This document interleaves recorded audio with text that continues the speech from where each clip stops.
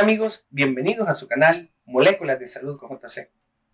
Hoy vamos a hablar sobre un tema que nos ha llamado mucho la atención porque hay muchas preguntas, hay muchas inquietudes al respecto. Vamos a hablar ahora sobre autismo. Sí amigos, autismo. Y quiero mencionarle algo. El autismo es una, digamos, alteración del comportamiento que ha sido estudiada desde muchos años atrás, muchos años atrás. No es algo nuevo. Allá por 1824, hubo un médico francés que hizo un estudio de caso sobre un paciente que al día de ahora prácticamente se le podría diagnosticar autismo. Más sin embargo, esta alteración de comportamiento ha ido evolucionando con el tiempo y prácticamente que ahora es una patología, por decirlo así, que ha sido bien documentada y bien estudiada, pero hay poca información para la mayoría de las personas. Vamos a darles una definición muy sencilla de lo que es autismo. Y el autismo hace como unos 25 años atrás se clasificaba como un trastorno profundo del desarrollo, en el cual las alteraciones que se daban dificultaban la socialización del individuo. Ahora, este concepto es un concepto muy viejo. Según ahora, con los psicólogos nuevos, con las nuevas corrientes de investigación, ahora no se conoce como autismo, sino que se conoce como trastorno de espectro autista. Y aquí es donde vienen las primeras preguntas, porque ahora el término espectro es algo muy común usar en medicina, pero nadie te lo explica. Nadie te dice que es un espectro. Pero un espectro es un conjunto, un grupo. Eso es lo que se define como espectro. Entonces es un trastorno de un conjunto de fenómenos autistas, para hacer una paráfrasis. Ahora, que tienen en común varios síntomas, varios tipos de comportamiento, por decirlo así. Ahora, fíjese bien, amiga o amigo, la mayoría de nosotros tenemos que estar muy a la alerta de las conductas del desarrollo. Porque fíjese bien, dijimos al principio que era una patología que tenía la base en desarrollo, en un trastorno profundo del desarrollo, pero no decían qué. Es un desarrollo cognitivo-afectivo. Esto significa cognitivo-afectivo, significa prácticamente de conocimiento y de situación afectiva. La situación afectiva que refiere un adulto, una persona, un niño, es lo que nosotros llamamos sentimientos. Y los sentimientos son percibidos, son sentidos y son expresados. Tienen los dos mecanismos, el receptor y el emisor. Y quiero que este concepto de receptor y emisor le quede a usted muy, pero muy aquí en su cabecita. Porque a medida que desarrollemos el video nos vamos a dar cuenta de muchas cosas que nosotros habíamos entendido o malentendido sobre el trastorno de grupo o espectro autista. Ahora bien, fíjense bien, amigo. Actualmente, este trastorno de espectro autista puede o tiene tres componentes fundamentales. Hay una infinidad de clasificaciones. Estuvimos revisando bibliografía muy nueva y hay 5 tipos de autismo, 5 tipos de trastorno de espectro autista que unos con lenguaje. No, le vamos a definir 3 conductas fundamentales que presenta un niño con síndrome de déficit autista. Y el primero de todos es prácticamente la dificultad para comunicarse. Ahora bien, en el diagnóstico diferencial del niño autista tenemos que descartar todas aquellas enfermedades que tengan que ver con audición y visión. Y eso es lo primero, lo orgánico. En muchos niños han sido diagnosticados como autistas y lo que tienen es un problema de sordera neurosensorial. Eso quiere decir que el niño no escucha. Si el niño no escucha, receptor emisor, lo vuelvo a decir, si el niño no recibe, tampoco puede emitir. Entonces, si el niño no aprende a escuchar, tampoco puede hablar. Pero en el trastorno de espectro autista vamos a encontrar que no hay daño audiológico, pero hay un problema para la comunicación.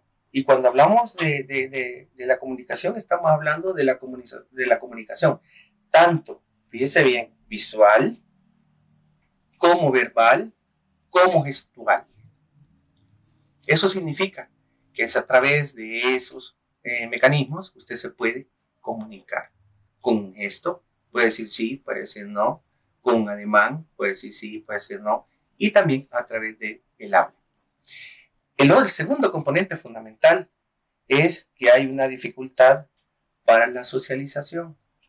Esto implica que las conductas de socialización, como por ejemplo el hecho de convivir con un segundo niño, como convivir con los padres, como tener una relación social, se les dificulta al punto de no llegar a realizarse. Y por último, tenemos el tercer componente, que son la presencia de patrones de conducta y actividades restringidas. ¿A qué se refiere con esto de los patrones de actividades restringidas o los patrones de conducta? Bueno, son niños que tienen conductas demasiado repetitivas, llegando a ser hasta cierto punto aburridas. Pero para el niño en ningún momento lo es. Esto implica que el niño se abstrae de su mundo, del mundo externo, y vive solo su mundo. Y esto hace que prácticamente él viva haciendo conductas repetitivas todos los días de la misma forma. Una rutina que no es propia de la edad del niño.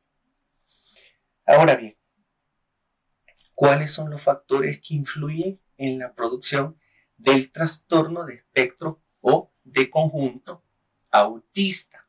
Bueno, hemos revisado varias bibliografías y dentro de esta bibliografía hay factores que pueden incidir en que hoy, fíjese bien, por cada 8 nacimientos en el mundo hay un niño que nace o desarrolla un trastorno de espectro autista. Entonces nosotros ahora nos preguntamos, ¿por qué ha aumentado la frecuencia? Yo se lo puedo decir porque en mis 33, 34 casi años de ejercer la medicina, es hasta hace unos 5 o 6 años, donde hemos empezado a ver niños con este trastorno de espectro autista en clínica, en pediatría, y es con mucha más frecuencia. Y esa era una de las incógnitas que yo en lo personal tenía. Pero vamos a ver cuáles son los factores que influyen en que esta frecuencia se ha aumentado. En primer lugar, tenemos factores que son genéticos. Los factores genéticos están muy asociados. Y cuando hablamos de factores genéticos son situación de herencia directa de padres a hijos o factores que no tienen nada que ver con los padres, como la herencia multifactorial, donde hay múltiples factores que influyen en procesos genéticos. Otro de las posibles causas son problemas neurológicos, falta de desarrollo de algunas áreas cerebrales, y no estamos hablando de áreas inmensas, son áreas muy pequeñas. Estamos hablando de áreas que en neuroanatomía se podrían decir son minúsculas, del tamaño de la cabecita de un alfiler, y una lesión en esa parte cerebral que puede verse a trauma de nacimiento, que puede verse a nacimiento por forceps, que puede verse a un problema de oxigenación durante el trabajo de parto, etcétera, etcétera, factores inmensos que pueden dar daño neurológico. Con el tiempo, producir el trastorno de espectro autista. Otro de las posibles causas son enfermedades que son enfermedades neonatales, a las cuales nosotros las llamamos por sus siglas como TORCH. Y son enfermedades que prácticamente son prevenibles porque son infecciosas. Ahí tenemos la toxoplasmosis, ¿verdad? Tenemos la rubiola, ¿verdad? Tenemos enfermedades por citomegalovirus, que son virus especiales que pasan la placenta, y aparte de esos, herpes virus. Estamos hablando de herpes genital. Todo esto, acuérdese, le estoy diciendo, es prevenible, pero se ha visto que puede ser una posible causa de lo que estamos hablando. Luego tenemos problemas ambientales, macro y microambientales. Cuando hablamos de las macroambientales son poluciones, son personas que trabajan bajo condiciones donde hay químicos, y hemos hablado mucho de los agroservicios, hemos hablado mucho de la aplicación de insecticidas, de herbicidas, químicos como pinturas, etcétera, que en un momento determinado pueden producir alteraciones en la ovulogénesis y en la espermatogénesis, y de esa manera producir este tipo de problema. Y cuando hablamos de los micro, estamos hablando de padres que utilizan sustancias o abuso de sustancias como la marihuana, como la cocaína, como el éxtasis en mamá o papá, alcohol y tabaco. Por ende, ese es el microcosmos. Pero hay mucha relación con esto. Y por último, tenemos que mencionar que hay problemas que son psiconeurológicos. Ya son propios del niño. Ahora, voy a ser honesto. Una de las razones de hacer este video es simplemente explicarle a usted una cosa. Un niño con trastorno de espectro autista no tiene retardo mental. Esa es una de las cosas más importantes. Esa es una de las cosas que quiero que a usted le quede claro. Su hijo tiene un trastorno de espectro autista y necesita una atención personalizada. Fíjese bien, para desarrollar poco a poco capacidades de comunicación, capacidades sociales y tener una amplitud en las conductas, que fueron las tres cosas que mencioné al principio. Mucho de este esfuerzo definitivamente tiene que hacerse en casa. Mamá, papá y hermanos tienen que tratar de una manera de que nuestro chiquito empiece a comunicarse, empiece a socializar y empiece a evitar conductas repetitivas. Ahora, le dejé claro el concepto.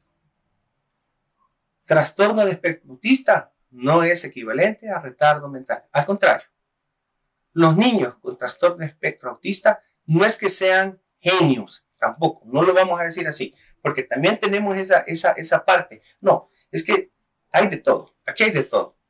Pero por eso queremos así como definir una limitante. Los niños con trastorno de espectro autista no son genios.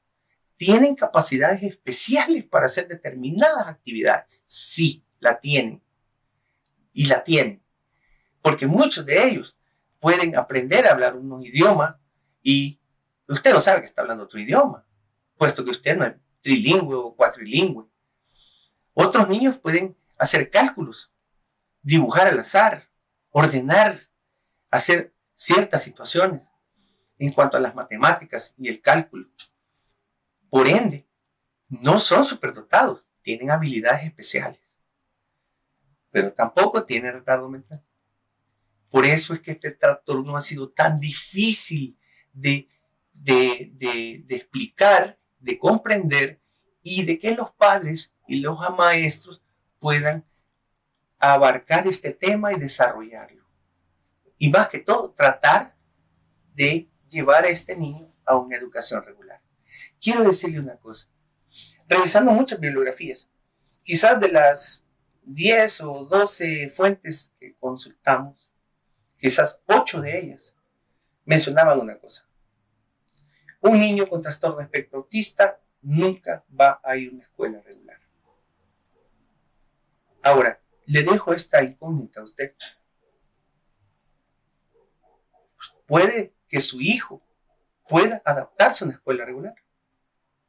Puede que lo haga, pero eso no va a depender solo del maestro, va a depender de usted, va a depender de las capacidades del niño, del esfuerzo que se haga con el psicólogo, con el neuropsicólogo, etc. Ahora, ¿cuáles son las conductas que usted debe observar en el desarrollo del niño? Generalmente, usted comienza a ver el espectro autista cuando el niño llega al año, año y medio, 2 años, y lo primero que nosotros tenemos que tomar en cuenta es la dificultad para el lenguaje oral. Fíjense que esa es una de las manifestaciones primarias que se dan en este tipo de patología. Los niños no pueden articular aunque quieran.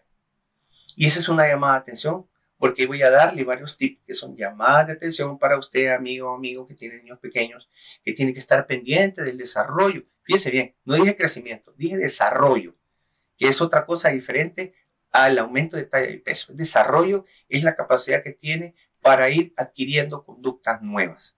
El habla es una de ellas.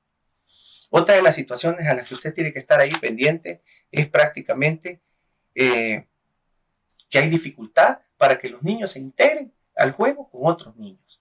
Es un niño que siempre está solitario y siempre le gusta jugar solito. Esa es otra de las conductas que también es un llamado de atención. Otra de las situaciones es que los niños tienden a tener una rutina marcada, cosa que los adultos buscamos, pero que los niños en ningún momento. Los niños son cambiantes, todos los días hacen cosas diferentes. Pero este niño todos los días, de manera repetitiva, va haciendo las mismas actividades. Ese es también un llamado de atención. Otro de los llamados de atención es cuando usted haga cambios estructurales en casa, en su cuarto o en la rutina del niño, el niño va a tener a ponerse irritable o a hacerle un berrinche. Este también es otro llamado de atención que es importante, que no lo vayamos a pasar desapercibido. Otra de las situaciones es el llanto sin motivo. Los niños siempre lloran por algo, porque les duele algo, porque están mojados, porque están incómodos, porque están enfermos. Pero un niño sano, con llanto repentino y repetitivo, sin ningún motivo aparente, también tiene que llamar mucho la atención. Otra de las situaciones es una irritabilidad demasiado alta con respecto a lo que ha sido el motivo. El niño puede hacerle un berrinche, una pataleta, pero cuando esto se pasa del límite, también es otro llamado de atención. Y cuando el niño utilice palabras que no van con respecto al idioma que se habla en casa.